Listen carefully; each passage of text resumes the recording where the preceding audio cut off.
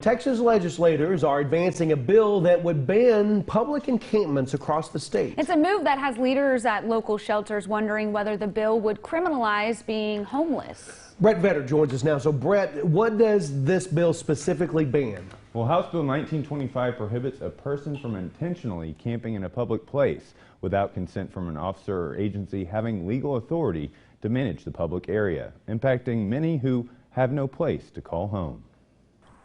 Misty Roberts knows life on the streets. Ever since I was a young girl, I never was a runaway from home, but I've been through certain things of life.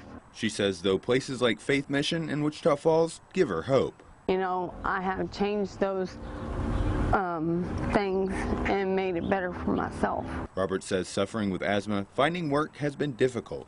It's why she believes it would be a mistake to find people who are just trying to get by. Certain people can get jobs, and then certain people, I know that can't, they can volunteer to help.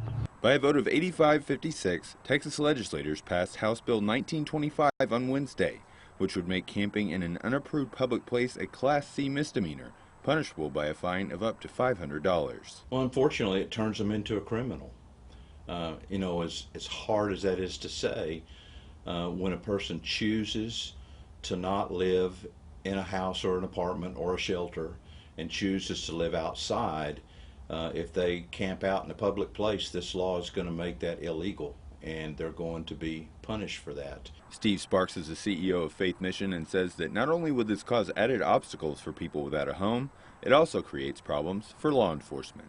It's all going to come down to our local police officers having to enforce this, and it's going to make them into really bad guys in a lot of cases. And I don't think our local police, which we have a great relationship with, I don't think they want to be put in that position.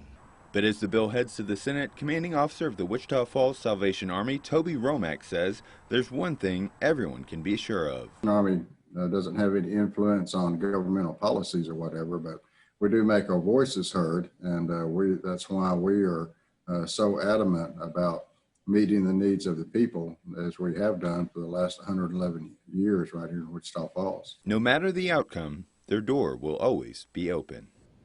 Now, Sparks says that while homeless encampments are not as visible in Wichita Falls as they are in other larger cities like Austin or Dallas, they do exist. And for resources offered by Faith Mission and the Salvation Army, visit Texomashomepage.com. Okay, it'll be interesting to see how this turns out. Yep. Brett, thank you so much.